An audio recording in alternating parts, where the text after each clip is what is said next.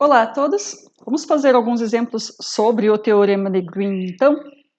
Por exemplo, usar o Teorema de Green para calcular a integral de x ao quadrado dy mais x ao quadrado y dx mais x dy ao longo do caminho mostrado nessa figura, que é aquela curva aqui, aquele caminho que sai do ponto 0, chega até o ponto 1, vai do ponto 1, 0 até o ponto 1 e 2 e retorna ao ponto 0, 0.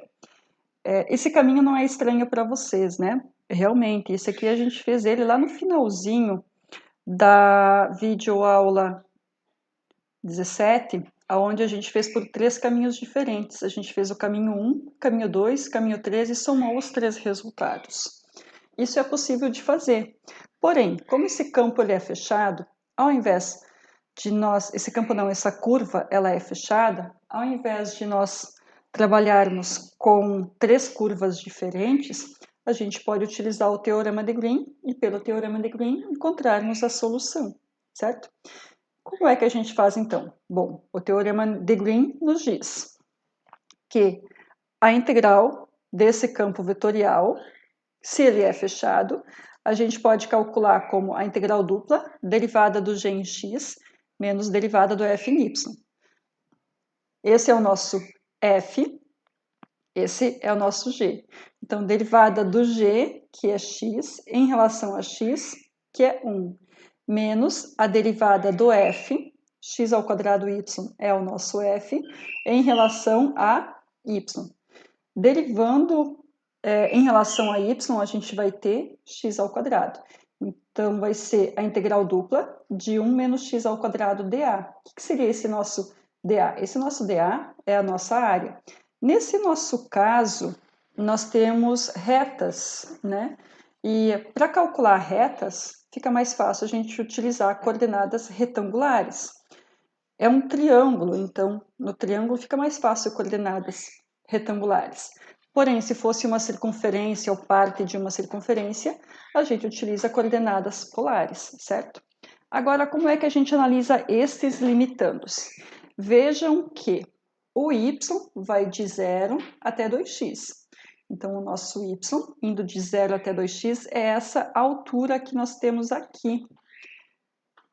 O nosso y de 0 até 2x significa que ele começa no ponto 0 e ele vai até o 2x. Então, se a gente fizer retas aqui nesse nosso triângulo, paralelas ao eixo y, elas vão começar no 0 e elas vão até essa curva que é 2x. Então, a integral em y vai de 0 até 2x. E em x? Bom, para a gente analisar os limitandos em x, como o y vai de 0 até 2x, o nosso x a gente pega aqui no chão, portanto, ele vai de 0 até 1.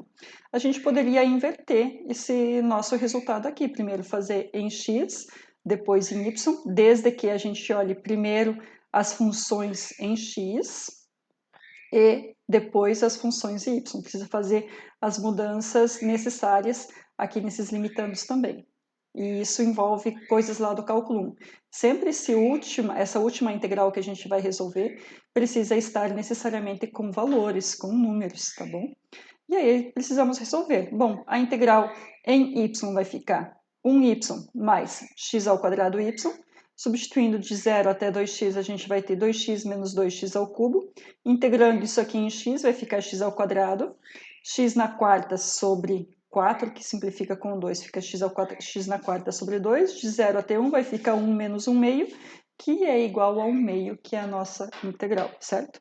Lembram que lá a gente fez 3 caminhos diferentes, encontrou a equação paramétrica, somou todos eles?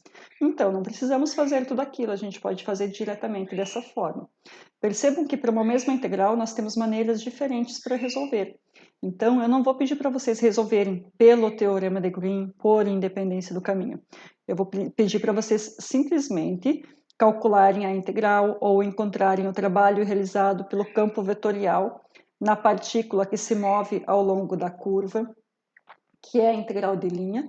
Enfim, o método de solucionar, de resolver, vai depender de vocês e da facilidade que vocês têm de trabalhar com uma ou outra forma de solução. Vamos a mais um exemplo?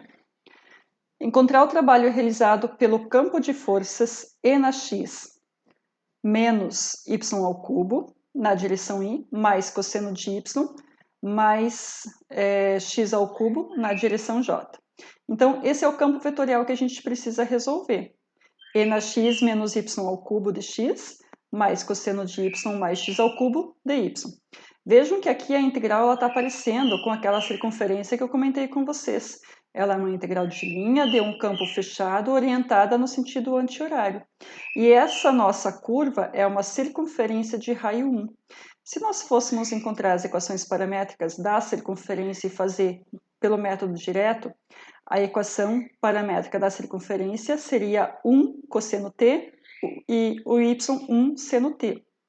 Se a gente substituir no lugar do x, ficaria a integral de e elevado a cosseno de t, mais seno de t ao cubo. E aqui ficaria cosseno de seno de t mais cosseno de t ao cubo. Então, ficaria uma integral bem mais complicada para a gente resolver. Ao invés disso, como nós estamos utilizando as coordenadas, utilizando o teorema de Green, a gente vai fazer a derivada em relação a x do nosso g. Como é y, a derivada vai ficar zero. Então, vai ficar 3x ao quadrado. Menos a derivada em relação a y da nossa função f. Derivando em y, derivada de na x fica zero. Menos com menos vai ficar mais y ao cubo. 3y ao quadrado.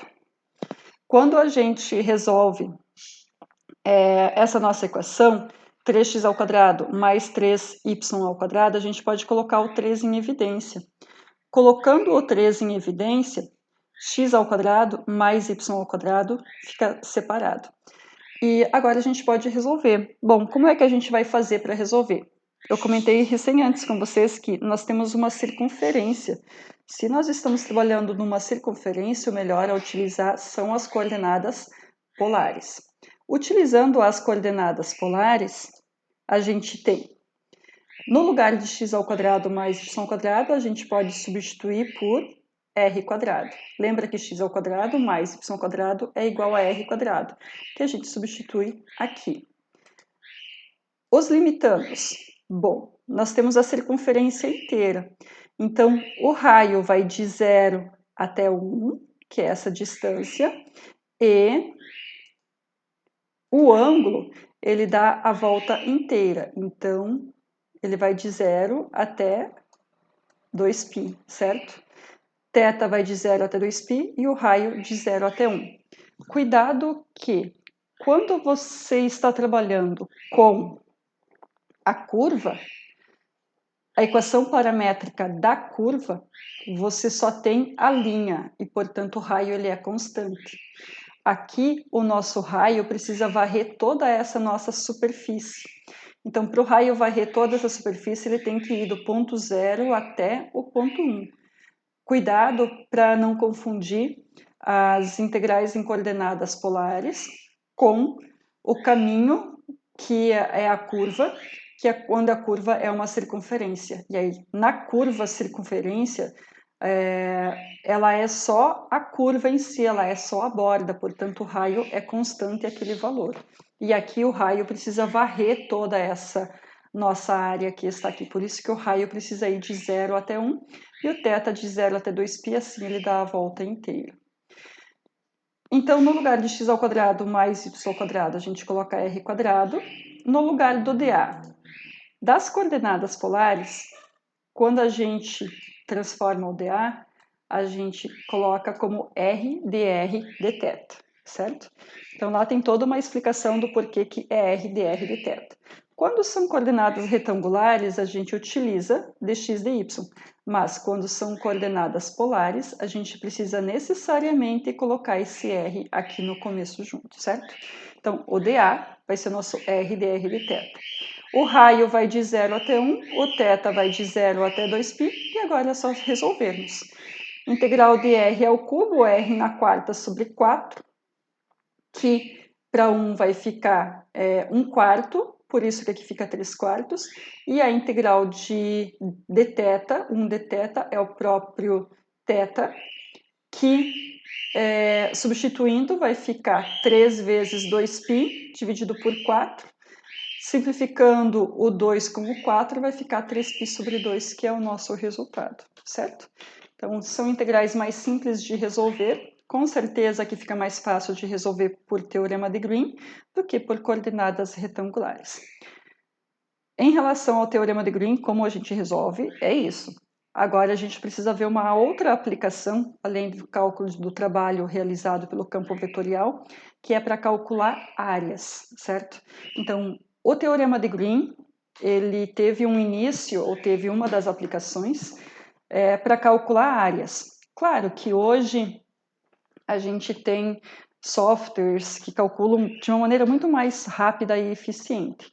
Mas, no começo, antes de termos todo esse desenvolvimento computacional, tecnológico, as áreas precisavam ser aproximadas por algum método.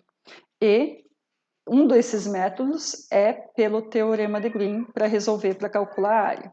Tem até algumas aplicações dentro da engenharia civil que trabalham, que mostram como é que como o teorema de Green ele pode ser utilizado para calcular áreas. Tem um método específico, não vou lembrar o nome agora, mas tem um método específico que um aluno apresentou em uma APCC que trabalha, que mostra como é esse teorema de Green utilizado dentro de um outro aparelho dentro da engenharia civil, beleza? Então é isso, daqui a pouco a gente volta com as integrais de linha, teorema de Green, para o cálculo de áreas.